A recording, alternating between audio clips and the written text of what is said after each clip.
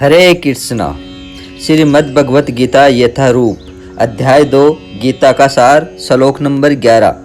श्री भगवानुवाच असो चयन नवसोस्तवम प्रज्ञावादा सर्वम भाषा से गता सुन गता सुसम नानु सोचंती पंडिता। श्री भगवान ने कहा, तुम पांडित्य पूर्ण वचन कहते हुए उनके लिए शोक कर रहे हो जो शोक करने योग्य नहीं है। जो विद्वान होते हैं वे न तो जीवित के लिए न ही मृत के लिए शोक करते हैं। तात्पर्य, भगवान ने तत्काल गुरु का पद संभाला और अपने शिष्य को अप्रत्यक्ष मूर्ख कहकर डांटा। उन्होंने कहा, तुम विद्वान की तरह बातें करते हो किंतु तुम यह नहीं जानते कि जो विद्वान होता है अर्थात जो यह चाहता है कि शरीर तथा आत्मा क्या है, वह किसी भी अवस्था में शरीर के लिए चाहे वह जीवित हो या मृत शोक नहीं करता। अगले अध्यायों से यह स्पष्ट हो जाएगा कि ज्ञान का अर्थ पदार्थ तथा आत्मा एवं इन दोनों के नियामक को जानना है। अर्जुन का तर्क था कि राजनीति या समाजनीति की अपेक्षा धर्म को अधिक महत्व मिलना चाहिए, किंतु उसे यह ज्ञात न था कि पदार्थ आत्मा तथा परमेश्वर का ज्ञान धार्मिक सूत्रों से भी अधिक महत्वपूर्ण है। और चूंकि उसमें इस ज्ञान का अभाव था अतः उसे विद्वान नहीं बनना चाहिए था, और चूंकि वह अत्यधिक विद्वान नहीं था इसलिए वह शोक के सर्वथा अयोग्य वस्तु के लिए शोक कर रहा था। यह शरीर जन्मता है और आज या कल इसका विनाश निश्चित है, अतः शरीर उतना ही महत्वपूर्ण नहीं है जितना कि आत्मा है। जो इस तथ्य को जानता है वही असली विद्वान है और उसके लिए शोक का कोई कारण नहीं हो सकता। श्लोक नंबर 12। न तवे वाहम जातु नासम न तवम नेमे जनादिफा न चैव न भविष्याम सर्वे वयमत परम। ऐसा कभी नहीं हुआ कि मैं न रहा हूँ या तुम न रहे हो अथवा ये समस्त राजा न रहे हो, और न ऐसा है कि भविष्य में हम लोग नहीं रहेंगे। तात्पर्य, वेदों में कठोर उपनिषद में तथा श्वेताश्वर उपनिषद में भी कहा गया है, यानी कि जो श्री भगवान असंख्य जीवों के कर्म तथा कर्मफल के अनुसार उनकी अपनी अपनी परिस्थितियों में पालक है, वही भगवान अंश रूप में हर जीव के हृदय में वास कर रहे हैं। केवल साधु पुरुष जो एक ही ईश्वर को भीतर बाहर देख सकते हैं पूर्ण एवं शाश्वत शांति प्राप्त कर पाते हैं। नित्यो नित्यानाम चेतन चेतनानाम एको बहुना यो विददाति कामनम तमातम स्तमम ये अनुपस्थितिन धीरास्थेसाम शांति शास्ति नेत्रेसाम। जो वैदिक ज्ञान अर्जुन को प्रदान किया गया वही विश्व के उन समस्त पुरुषों को प्रदान किया जाता है जो विद्वान होने का दावा तो करते हैं किंतु जिनकी ज्ञान राशि न्यून है। भगवान यह स्पष्ट कहते हैं कि वे स्वयं अर्जुन तथा युद्ध भूमि में एकत्र सारे राजा शाश्वत प्राणी है, और इन जीवों की बद्ध तथा मुक्त अवस्थाओं में भगवान ही एकमात्र उनके पालक है। भगवान परम पुरुष तथा भगवान का चिरसंगी अर्जुन एवं वहाँ पर एकत्र सारे राजागण शाश्वत पुरुष है। ऐसा नहीं है कि ये भूतकाल में प्राणियों के रूप में अलग अलग उपस्थित नहीं थे, और ऐसा भी नहीं है कि ये शाश्वत पुरुष बने नहीं रहेंगे। उनका अस्तित्व भूतकाल में था और भविष्य में भी निर्बाध रूप से बना रहेगा। अतः किसी के लिए शोक करने की कोई बात नहीं है। यह मायावादी सिद्धांत की मुक्ति के बाद आत्मा माया के आवरण से पृथक होकर निराकार ब्रह्मा में लीन हो जाएगा और अपना अस्तित्व खो देगा। यहाँ पर परम अधिकारी भगवान कृष्ण द्वारा पुष्ट नहीं हो पाता, न ही इस सिद्धांत का समर्थन हो पाता कि बद्ध अवस्था में ही हम अस्तित्व का चिंतन करते हैं। यहाँ पर कृष्ण स्पष्ट कहते हैं कि भगवान तथा अन्यों का अस्तित्व भविष्य में भी अक्षुण्ण रहेगा, जिसकी पुष्टि उपनिषदों द्वारा भी होती है। कृष्ण का यह कथन प्रमाणिक है क्योंकि कृष्ण मायावश नहीं है। यदि अस्तित्व सत्य न होता तो फिर कृष्ण इतना बल क्यों देते, और वह भी भविष्य के लिए। मायावादी यह तर्क कर सकते हैं कि कृष्ण द्वारा कथित अस्तित्व आध्यात्मिक न होकर भौतिक है। यदि हम इस तर्क को कि अस्तित्व भौतिक होता है स्वीकार भी ले, तो फिर कोई कृष्ण के अस्तित्व को किस प्रकार पहचानेगा। कृष्ण भूतकाल में भी अपने अस्तित्व की पुष्टि करते हैं और भविष्य में भी अपने अस्तित्व की पुष्टि करते हैं। उन्होंने अपने अस्तित्व की पुष्टि कई प्रकार से की है और निराकार ब्रह्म उनके अधीन घोषित किया जा चुका है। कृष्ण सदा सर्वदा अपना अस्तित्व बनाए रहे हैं। यदि उन्हें सामान्य चेतना वाले सामान्य व्यक्ति के रूप में माना जाता है तो प्रमाणिक शास्त्र के रूप में उनकी भगवत गीता की कोई महत्ता नहीं होगी। एक सामान्य व्यक्ति मनुष्य के 4 अवगुणों के कारण श्रवण करने योग्य शिक्षा देने में असमर्थ रहता है। गीता ऐसे साहित्य से ऊपर है। कोई भी संसारी ग्रंथ गीता की तुलना नहीं कर सकता। श्री कृष्ण को सामान्य व्यक्ति मान लेने पर गीता की सारी महत्ता जारी रहती है। मायावादियों का तर्क है कि इस श्लोक में वर्णित द्वैत लौकिक और शरीर के लिए प्रयुक्त हुआ है, किंतु इसके पहले वाले श्लोक में ऐसी देहात्म बुद्धि की निंदा की गई है। एक बार जीवों की देहात्म बुद्धि की निंदा करने के बाद यह कैसे संभव है कि कृष्ण पुनः शरीर ऊपर उसी वक्तव्य को दोहराते। अतः यह अस्तित्व आध्यात्मिक आधार पर स्थापित है और इसकी पुष्टि रामानुजाचार्य तथा अन्य आचार्यों ने भी की। गीता में कई स्थलों पर इसका उल्लेख है कि यह आध्यात्मिक अस्तित्व केवल भगवत भक्तों द्वारा ज्ञेय है। जो लोग भगवान कृष्ण का विरोध करते हैं उनकी इस महान साहित्य तक पहुंच नहीं हो पाती। अभक्तों द्वारा गीता के उपदेशों को समझने का प्रयास मधुमक्खी द्वारा मधुपात्र चाटने के दृश्य है। पात्र को खोले बिना मधु को नहीं चखा जा सकता। इसी प्रकार भगवत गीता के रहस्यवाद को केवल भक्ति समझ सकते हैं, अन्य कोई नहीं। जैसा कि इसके 4th अध्याय में कहा गया है, न ही गीता का स्पर्श ऐसे लोग कर पाते हैं जो भगवान के अस्तित्व का ही विरोध करते हैं। अतः मायावादियों द्वारा गीता की व्याख्या मानव समग्र सत्य का सरासर भ्रामक निरूपण है। भगवान चैतन्य ने मायावादियों द्वारा की गई गीता की व्याख्याओं को पढ़ने का निषेध किया है और चेतावनी दी है कि जो कोई ऐसे मायावादी दर्शन को ग्रहण करता है वह गीता के वास्तविक रहस्य को समझ पाने में असमर्थ रहता है। यदि अस्तित्व का अभिप्राय अनुभव गम्य ब्रह्मांड से है तो भगवान द्वारा उपदेश देने की कोई आवश्यकता नहीं थी। आत्मा तथा परमात्मा का द्वैत शाश्वत तथ्य है और इसकी पुष्टि वेदों द्वारा होती है, जैसा कि ऊपर कहा जा चुका है। श्लोक नंबर 13।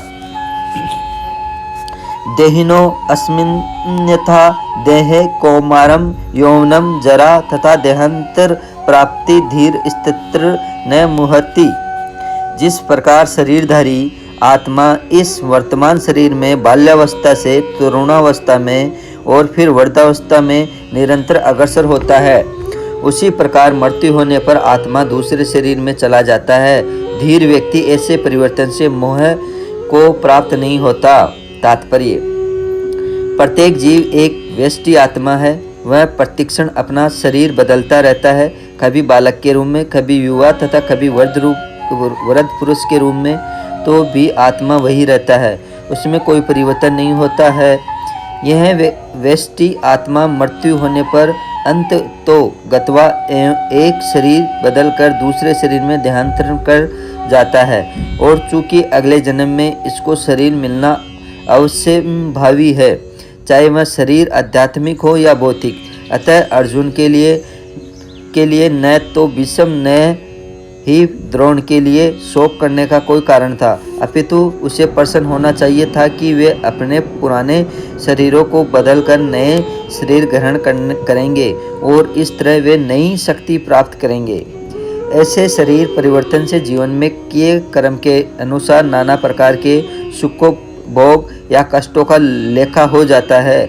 चूँकि विषम व द्रोण साधु पुरुष थे, इसलिए अगले जन्म में उन्हें आध्यात्मिक शरीर प्राप्त होंगे। नहीं तो कम से कम उन्हें स्वर्ग में भोग करने के अनुरूप शरीर तो प्राप्त होंगे ही, अतः दोनों ही दशाओं में शोक का कोई कारण नहीं था। जिस मनुष्य को व्यष्टि आत्मा, परमात्मा तथा भौतिक और आध्यात्मिक प्रकृति का पूर्ण ज्ञान होता है, वह धीर कहलाता है। ऐसा मनुष्य कभी भी शरीर परिवर्तन द्वारा ठगा नहीं जाता। आत्मा के एकात्मवाद का मायावादी सिद्धांत मान्य नहीं हो सकता, क्योंकि आत्मा के इस प्रकार विखंडन से परमेश्वर विखंडनीय या परिवर्तनशील हो जाएगा, जो परमात्मा के अपरिवर्तनीय होने के सिद्धांत के विरुद्ध होगा। गीता में पुष्टि हुई है कि परमात्मा के खंडों का शाश्वत सनातन अस्तित्व है, जिन्हें सर कहा जाता है, अर्थात उनमें भौतिक प्रकृति में गिरने की प्रवृत्ति होती है। ये भिन्न अंश नित्य भिन्न रहते हैं, यहाँ तक कि मुक्ति के बाद भी व्यष्टि आत्मा जैसे का तैसा भिन्न अंश बना रहता है, किंतु एक बार मुक्ति होने पर वह श्री भगवान के साथ सच्चिदानंद रूप में रहता है। परमात्मा पर प्रतिबिंबवाद का सिद्धांत व्यवहृत किया जा सकता है, जो प्रत्येक शरीर में विद्यमान रहता है। वह व्यक्ति जीव से भिन्न होता है। जब प्रकाश का प्रतिबिंब जल में पड़ता है तो प्रतिबिंब में सूर्य, चंद्र तथा तारे सभी कुछ रहते हैं। तारों की तुलना जीवों से तथा सूर्य या चंद्र की परमेश्वर से की जा सकती है। व्यष्टि अंश आत्मा को अर्जुन के रूप में और परमात्मा को भगवान के रूप में प्रदर्शित किया जाता है, जैसा कि चतुर्थ अध्याय के प्रारंभ में स्पष्ट है। वे एक ही स्तर पर नहीं होते। यदि अर्जुन कृष्ण के समान स्तर पर हो और कृष्ण अर्जुन से श्रेष्ठ न हो तो उनमें उपदेशक तथा उपदिष्ट का संबंध अर्थहीन होगा। यदि ये दोनों माया द्वारा मोहित होते हैं तो एक को उपदेशक तथा दूसरे को उपदिष्ट होने की कोई आवश्यकता नहीं है। ऐसा उपदेश व्यर्थ होगा, क्योंकि माया के चंगुल में रहकर कोई भी प्रामाणिक उपदेशक नहीं बन सकता।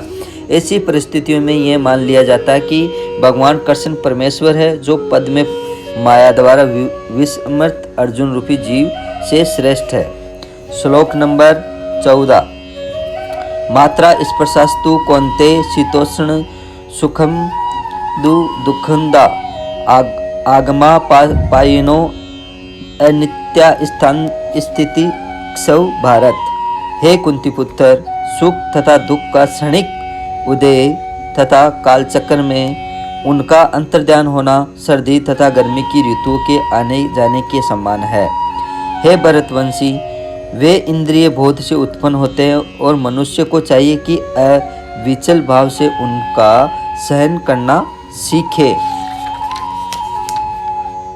तात्पर्य: कर्तव्य निर्वाह करते हुए मनुष्य को सुख तथा दुख के क्षणिक आने जाने को सहन करने का अभ्यास करना चाहिए। वैदिक आदेशानुसार मनुष्य को माघ यानी कि जनवरी फरवरी के मास में भी प्रातःकाल स्नान करना चाहिए। उस समय अत्यधिक ठंड पड़ती है, परंतु जो धार्मिक नियमों का पालन करने वाला है वह स्नान करने में तनिक भी झिझकता नहीं। इसी प्रकार एक गृहिणी भीषण से भीषण गर्मी की ऋतु में मई जून के महीने में भोजन पकाने में हिचकती नहीं।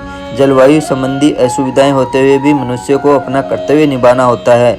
इसी प्रकार युद्ध करना क्षत्रिय का धर्म है, अतः उसे अपने किसी मित्र या परिजन से भी युद्ध करना पड़े तो उसे अपने धर्म से विचलित नहीं होना चाहिए। मनुष्य को ज्ञान प्राप्त करने के लिए धर्म के विधि विधान पालन करने होते हैं, क्योंकि ज्ञान तथा भक्ति से ही मनुष्य अपने आप को माया के बंधन से छुड़ा सकता है। अर्जुन को जिन दो नामों से संबोधित किया गया है वे भी महत्वपूर्ण है। कौन्ते कहकर संबोधित करने से यह प्रकट होता है कि वह अपनी माता की ओर मातृकुल से संबंधित है, और भारत कहने से उसके पिता की ओर पितृकुल से संबंध प्रकट होता है।